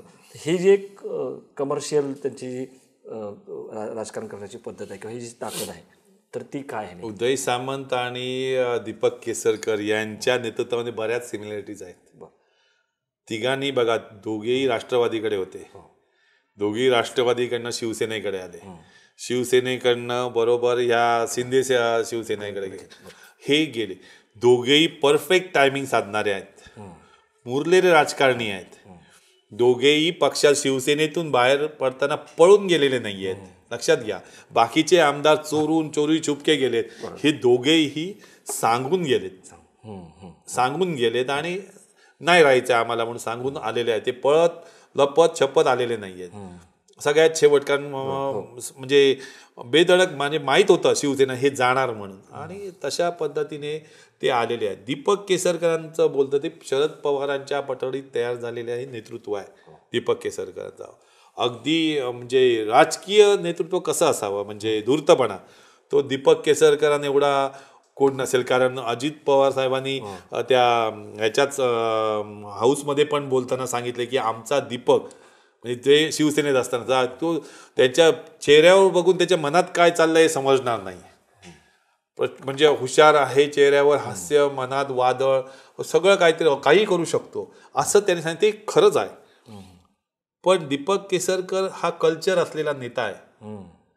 दीपक केसरकर हे असे एक त्यातल्या त्यात नेतृत्व आहे की कार्यकर्त्यांमध्ये रमणार नाही आहे, ते लोकांमध्ये रमणार, म्हणजे लोकांमध्ये जातात. इलेक्शन त्यांची स्ट्रॅटेजी अशीच असते, प्रत्येक इलेक्शनला चर्चा असते, अरे दीपक कार्यकर्ते नाही आहेत, शिवसैनिक त्यांच्यावर नाराज असतात, ते कुठल्या शाखेत जात नाही तरी निवडून येतात. तर त्यांची यंत्रणा वेगळी असते, त्यांची निवडणूक लढवायची स्ट्रॅटेजी फार वेगळी असते, ती त्यांची स्वतःची आहे. ती घर रात्री 2-2 वाजेपर्यंत फिरत असतात, नेहमी जातात प्रत्येकाच्या कार्यक्रमाला, जाणं वगैरे हे लोकांना जोडून ठेवणारं आहे. व्हिजनरी नेता आहे. पण दुसरी त्यांची बाजू आहे, त्यांची प्रशासनावर पकड नाही आहे. काही असू दे, किती त्यांनी नाकारू दे किंवा काय, की आम्हा पत्रकारांना ते जाणवत आहे की जे नारायण राणेंना घाबरून काम व्हायची ती दीपक केसरकरांच्या ह्याच्यात होत नाही. मिटिंगा वाढतात पण अधिकारी काम करत नाही, ऐकत नाही. हा त्यांचा ड्रॉबॅक आहे या ह्याच्यात. पण विजन त्यांच्या एवढं विजनरी नेता जो म्हणतोय कोण नाही. आणि त्यांनी जे शिंदे सेना जी फुटली म्हणतो आपण, त्यावेळी प्रवक्तेपद, कारण एक काळ असा होता की यांनी संन्यास घेतात की काय, कारण कोरोनाच्या काळामध्ये 2 वर्ष ते मतदारसंघात फिरकलेच नाहीत. आता त्यावेळी मी त्यांचा इंटरव्ह्यू केलेला फोन करून, त्यावेळी सत्य परिस्थिती बाहेर आलेली. मी म्हटलं दीपक भाई तुम्ही का येत नाही, आणि इकडे सगळ्या विरोधी पक्षांनी रान उठवलं की नेता दडून बसलाय घरात आणि जनता उघड्यावर पडली वगैरे वगैरे सगळं चालू होतं. त्यावेळी त्यांनी मला सांगितलं की मी म्हणजे हेवी डायबिटिक आहे. डॉक्टरनी सांगितलं तू बाहेर पडलात कोरोना तर म्हणजे जीवाला भीती आहे, आणि त्यात फ्रॅक्चर होते, सक्तीची विश्रांतीवर, मेडिकल विश्रांतीवर त्यांना ठेवण्यात आलेलं होतं. त्याच्यामुळे येऊ शकत नव्हते. आणि ज्यावेळी त्यातनं कोरोना संपल्यानंतर त्यांनी मतदारसंघात येऊन आघाडी घेतली आणि राजकारणातून जे मागे फेकले होते शिवसेनेचे, त्यांनी म्हणजे ते धक्कादायकच होतं सगळ्यांसाठी. प्रवक्ते म्हणून पुढे आला आणि एवढं सुंदर काम प्रवक्ते म्हणून केलं की कोणालाच अपेक्षा नव्हती की दीपक केसरकर एवढ्या पद्धतीने पुढे येतील. आणि आता तर तुम्ही बघतात की ते फार मोठे नेते म्हणून महाराष्ट्राच्या राजकारणात पुढे आलेले आहेत. शिंदेच्या बरोबर असतात किंवा उपमुख्यमंत्र्यांच्या बरोबरच्या लाईन मध्ये ते असतात. याचा आणि उदय सामंतांचं नेतृत्व हे तसं बघायला गेलं तर युवा नेतृत्व आहे. त्यांनी रत्नागिरीमध्ये मजबूत फळी बांधली, सगळ्या युवकांच्या संघटना वगैरे हे जोरात बांधलंय त्यांनी. पण राज्यस्तरावर किंवा इतर रत्नागिरी वगळता त्यांचं नेतृत्व बघितलं ते एक कॅल्क्युलेटेड नेतृत्व, म्हणजे कमर्शियल नेतृत्व आहे. त्यांचं ना यंत्रणा जबरदस्त आहे. म्हणजे त्यांच्या यंत्रणेबद्दल असं बोललं जातं की जी पक्षीय यंत्रणा आहे त्याच्याबरोबर पॅरलर एक वेगळी यंत्रणा त्यांची मजबूत असते. शैक्षणिक संस्था म्हणा सगळं, आणि शैक्षणिक संस्था तर आणि आहेतच, पण ही यंत्रणा म्हणजे पक्षीय यंत्रणा प्रामाणिकपणे काम करते की नाही, लोकांपर्यंत पोहोचते की नाही हे बघायच्यासाठी त्याचा व्हेरिफिकेशन काही एक वेगळी यंत्रणा जी पगार देऊन ठेवलेली असते अशी यंत्रणा त्यांनी उभारली असं सर्रासपणे बोललं जातं.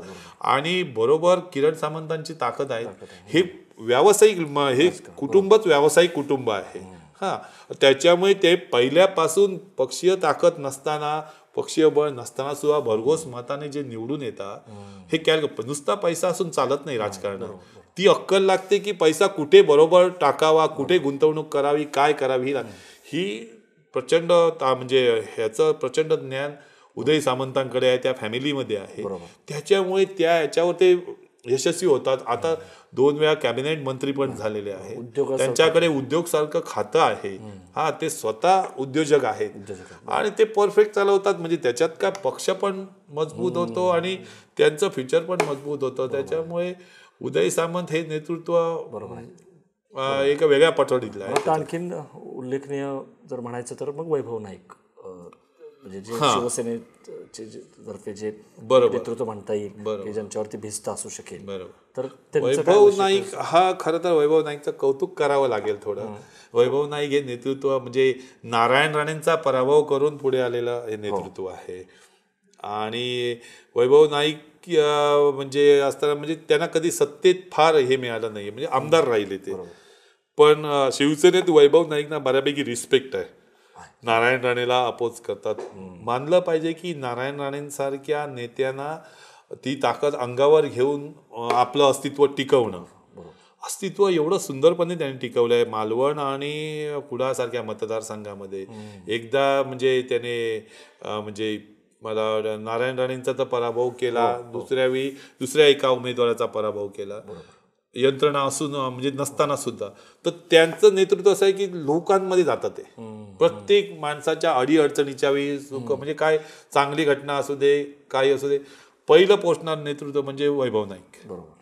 क्रिकेट मॅचेस लाव, मॅचेससाठी पैसे दे, आणि काय युवकांमध्ये जाणं, प्रत्येक कोण उपोषणाला बसला तर त्यांना जाऊन भेटणं, त्यांचं काही दुःखद घटना घडली तर सांत्वन करणं, स्वतः त्या मदतीसाठी उतरणं, रेस्क्यूसाठी उतरणं वगैरे, हे वैभव नाईक पहिल्यापासून करत आलेलं आहे.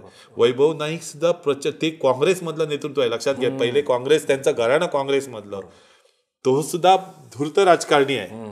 नुसतं असा मास लीडर नुसता नाही आहे, धूर्त राजकारणी पण आहे. त्याच्यामुळे आपला मतदारसंघ कसा सांभाळावा याच्यासाठी ते जीव तोडून प्रयत्न करत असतात. आणि त्याने चांगल्या पद्धतीने मतदारसंघ बांधलेला आहे. चांगला अजूनही कुडाळ विधानसभा मतदारसंघात सगळी यंत्रणा जरी विरोधात असली तरी कठीण आहे, त्यांना टक्कर तर होईलच. पण असं हमखास सांगणार नाही की वैभव नाईक या निवडणुकीत पडतील किंवा असं कोण सांगणार नाही. जसं पण तेवढी ताकद त्या माणसाने म्हणजे त्या नेतृत्वाने तयार केलेली आहे आणि कुठले डाग नाही आहेत. बरोबर सर. शेवटी तुम्ही फार अगदी नाथपै, तुमचे दंडवते, वामनराव महाडिक, सुरेश प्रभू, नारायण राणे, उदय सामंत सगळं नेतृत्व तुम्ही सांगितलं.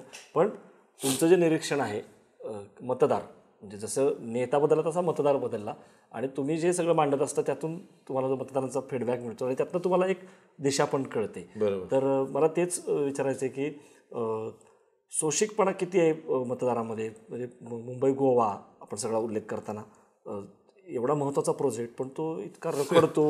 नितीन गडकरींसारखे मंत्री असताना इतकी वर्ष होतात, तर काय आहे हे तुम्हा लोकांना वाटतंय त्याचा ह्याच्यावरती काय परिणाम होतो? काही ऍब्सोल्यूट काही परिणाम होणार नाही. भले किती आम्ही मीडियाने किती रंगवा, बाहेरच्या नेत्यांनी किती बोला, काही आता ना, म्हणजे एक खेदानं म्हणावं लागेल की कल्चर असलेला आमचा हा मतदारसंघ, पण आता ते मतदार तसे राहिलेले नाहीत. हे दुर्दैवाने मलाही शरम वाटते ती सांगताना की मतदार तसा राहिलेला नाहीये. मी मगाशी पण तुम्हाला बोललो की मतदार आपल्याकडचा बदलत गेलेला आहे. आता पैशाची पाकिटं कशी ज्या पद्धतीने जातात त्या पद्धतीने मतदान होतंय. देवळांना म्हणजे देवांना पण मॅनेज करायला सुरुवात केली. इतपत आपलं कल्चर खाली आलेलं आहे. राहिले मुद्दे मुंबई गोवा महामार्गाचे म्हणताय ते तुम्हाला वाटतंय, आम्हाला वाटत नाही, कारण मी त्या मतदारसंघात काम करतोय. हे मुद्दे मागे पडतात. हे मुद्दे तुमच्या इन्फ्रास्ट्रक्चरचे मुद्दे इलेक्शनमध्ये अजिबात येत नाहीयेत. आम्ही ठरलेलं आमची मीडियामध्ये ठरलेलं असा, गणेश चतुर्थी आली की महामार्गाचा प्रश्न सुरुवात होणार, चाकरमानी येणार, मग तो मोठा हायलाईट करायचा. आणि अंगणेवाडी आली की हायलाईट करायचा. शिमगोत्सव आला की कसं, तेवढ्यापुरतेच होतात. तेवढ्यापुरतं मलमपट्टी केली जाते, सगळे नेते रस्त्यावर उतरतात, सगळं परत तसंच होतं. तर महामार्गाचा प्रश्न रखडलाय, त्याचं कारणं आणखी वेगवेगळी असू शकतात. आम्हालाही आशा होती की नितीन गडकरी सारखं नेतृत्व असताना त्यांनी आमच्या सिंधुदुर्गात बघा ना, महामार्ग केव्हाच पूर्ण झाला, काही प्रॉब्लेम झाला नाही. रत्नागिरीपासून पुढे का प्रॉब्लेम झाला? दोन कारणं असू शकतात. एक कारण मला दिसतंय की रत्नागिरीची टोपोग्राफी बघा तुम्ही. रत्नागिरीमध्ये काम करताना रेल्वेला सुद्धा त्रासच झालेला.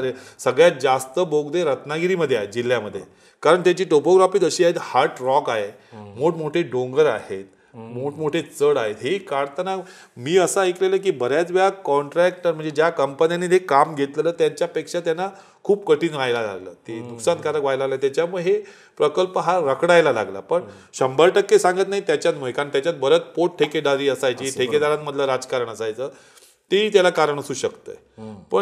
पण तो मुद्दा इलेक्शनचा अजिबात होणार नाहीये.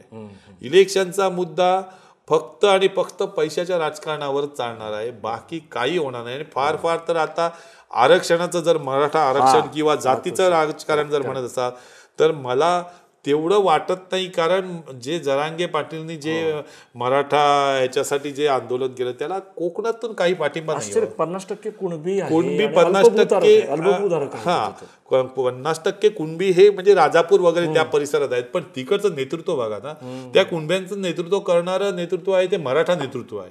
तिकडे कुणबी उमेदवार कोण आलेला नाहीये, नेतृत्व मराठा करतो. पण आजपर्यंत या दोन्ही मतदारसंघ म्हणजे रत्नागिरी आणि दोन्ही जिल्ह्यात बघा की जरांगे पाटीलने जे आरक्षणासाठी आंदोलन त्याला पाठिंबा नाहीये. नारायण राणे बोलतात आणि नारायण राणेला आता अशा पद्धतीने ट्रोल केलं जातं. हे ट्रोल करणारे कोण आहेत, कुठल्या याच्यात हे बघा तुम्ही. त्याच्यात कोकणातले कोण नाहीये ट्रोल करणारे, त्याच्यात ते वरच्या पट्ट्यात. कोकणातल्या लोकांना नकोच आहे मराठा, म्हणजे आम्ही मराठाच राहणार आहे. त्यांनी जाहीर केलं आहे की जे आमच्या आर्थिकदृष्ट्या मागास आहेत त्यांनी घ्यायला हरकत नाही, पण मराठी म्हणून आम्ही आहोत सदन. आणि सिंधू कोकणातला मराठा तसा तुलनेत सदन आहे तो त्या आरक्षणात बसणारच नाही, जो क्रायटेरिया असतो बसणारच नाही, मग कशाला घ्या. म्हणून आम्ही कुणबी घेऊन खाली या, म्हणजे जाती जातींमधलं जे असतं ना तशा पद्धतीचं आहे, त्याच्यामुळे घ्यायला तयार नाही. आणि या नारायण राणे हे आहे ते आहे रोकटोक बोलणार असल्यामुळे ते ट्रोल झाले त्याच्यात. म्हणजे जनतेचीच भावना त्यांनी बोलून दाखवली, जनतेची भावनाच बोलून दाखवली, कसं बोलणार त्याच्यात. त्यामुळे तो फॅक्टर नाही, तो फॅक्टर या याच्यात अजिबात येणार नाही असं कास्ट फॅक्टर तो सांगितलं. पण दुसरीकडे धार्मिक, कारण कोकणमध्ये हिंदू मुस्लिम एकोपा हे एक म्हणजे एक वेगळ्या पद्धतीने बघितलं जातं. कारण तिथं जे मुस्लिम आहेत ते जरी पारंपरिक असले, अगदी बुरख्यामधल्या जरी स्त्रिया दिसत असल्या तरी त्यांच्यामध्ये तेवढे ते कट्टरतावादी दिसत नाही. किंवा आडनाव सुद्धा बघा, मुस्लिमांमध्ये सुद्धा केळकर, मोडक, पाटणकर असे असतं. तो जो एकोपा आहे तो त्याच्याबद्दल थोडं सांगा की ते ध्रुवीकरण तिथं झाले नाही, चांगली बाब आहे. हे सर पहिल्यापासून आहे. म्हणजे रत्नागिरी, राजापूर येथे तर मुस्लिम समाज मोठ्या संख्येने आहे, पण तिकडे कधी दंगली झाल्यात तर बघा. सिंधुदुर्गातही मुस्लिम समाज आहे पण तो कमी प्रमाणात आहे. पण हे सगळे एकोप्याने राहत आलेले आहेत कित्येक पिढ्या. तुम्ही म्हणताय तशी नावं सुद्धा अशीच आहेत, कन्वर्ट झालेले आहेत पूर्वीच्या ह्याच्यातनं. बरेच मुस्लिम लोक गणपती पुजतात, गणपती उत्सवामध्ये सहभागी होतात. तसेच बरेच हिंदू लोक त्यांच्या उत्सवांमध्ये सहभागी होतात, शेअरिंग करतात, सगळं होतं या ह्याच्यात. कधीच म्हणजे बाबरी मस्जिद किंवा याचे परिणाम जे झालेले होते ते कोकणात झालेले नाहीत. कधी दंगली उसळलेल्या नाहीत. सगळे एकोप्याने असतात, व्यवसाय करतात, सगळ्या चांगल्या पद्धतीने चालू होतं. भीती काय वाटते माहिती आहे की हे राजकारण कुठे काय पोहोचेल समजत नाही. आत्ताचे जे राम मंदिरची उभारणी झाली आणि त्याच्यानंतर जो परत धार्मिक हे जोर धरला, त्याचे परिणाम परत व्हायला लागले की हे नेते मंडळी आपलं अस्तित्व दाखवायच्यासाठी ही तेढ जाणीवपूर्वक निर्माण करायला लागली. तो प्रकार रत्नागिरीत फार झाला नाही पण सिंधुदुर्गात झाला, जो होऊ नये तो. आणि मशिदीवर दगडफेक केली गेली, काही मुस्लिम बांधवांची दुकानांची तोडफोड झाली. स्थानिक जनतेने केलं नाही, कारण हे मी ज्या गावात राहतो त्या गावात घडलेल्या घटना मी कोळून प्यालेलो आहे, मी प्रत्येक चेहरा ओळखतोय तिकडचा. आपल्याकडे ते तसं झालं नाही. बाहेरची लोक आली आणि त्यांनी मशिदीवरचे भोंगे उतरवले, दगडफेक केली वगैरे वगैरे, हे सगळं केलं. पण आमच्या नंतरच्या भावनाने त्या सगळ्यांना वाईट वाटलं. हे असं होता कामा नाही होतं. हे आम्ही कालपर्यंत सगळे गुण्या गोविंदाने एकत्र भावासारखे राहत होतो आणि एका दिवसात ही मन उद्ध्वस्त झाली. म्हणून आपल्याच लोकांनी सगळ्यांनी एका रात्री पैसे काढून एक मदत जाऊन ती थोडी थोडी का असे ना त्या मुस्लिम ज्यांचं नुकसान झालं त्यांना दिली आणि ते मलमपट्टी करायचा प्रयत्न केला. सुदैवाने परत एकोपा झाला. पण मला वाटतंय की ठीक आहे, ज्या ठिकाणी अशा पद्धतीचं राजकारण करायचं असेल तिकडे जरूर करा, पण ज्या ठिकाणी एकोपा आहे त्या ठिकाणी हे नाही. आणि कोकणात तर नकोच नको. कोकण हा एक वेगळ्या पद्धतीचा कल्चर असलेला प्रांत आहे आणि ते होता कामा नये असं मला वाटतंय. सर खूप धन्यवाद तुमचे. तुम्ही सगळा कोकण, जो तळ कोकण मुख्यतः आहे तो सगळा तुम्ही उलगडून दाखवला. कशी स्थित्यंतरं तिथं घडली आणि कसे नेते चारित्र्यवान नीतिमान होते. तिथला तसा मतदार पण तेव्हा होता. पण जसे काही वेळा नेते बदलले तसे मतदार बदलले, काही वेळा मतदार बदलले आणि नेते फार चपकल वापरलं. यथा राजा तथा प्रजा, तसं यथा प्रजा तथा राजा असं पण जो बाज आहे तो सगळा बदलत गेला. आणि नारायण राणे असतील, त्यांचं नेतृत्व, त्यांची एक वेगळी बाजू, किंवा सुरेश प्रभू असतील, ते आत्ता अलीकडचे नितेश, निलेश, विनायक राऊत, वैभव नाईक, उदय सामंत, मला वाटतं. खूप धन्यवाद तुमच्या सगळ्या तपशीलवार माहितीनुसार. प्रेक्षकांनाही ही सगळी जी सिंधुदुर्ग आणि रत्नागिरी या दोन्ही जिल्ह्यांमधलं राजकारण जे आहे ते कसं आहे, कसं बदलत गेलं, याची सफर जी सरांनी घडवली ती आवडली असेल अशी अपेक्षा करूयात. आणि या कार्यक्रम आपण इथं सांगूयात, परंतु तुमच्या प्रतिक्रिया ज्या आहेत त्या जरूर नोंदवा. कमेंट बॉक्समध्ये तुमच्या सूचना असतील तर सांगा. आणि पुढच्या भागामध्ये आपण नवीन जिल्ह्यासह भेटू. तोपर्यंत बघत राहा बोलबेडू. धन्यवाद. परत येतो तुमचं खूप खूप धन्यवाद.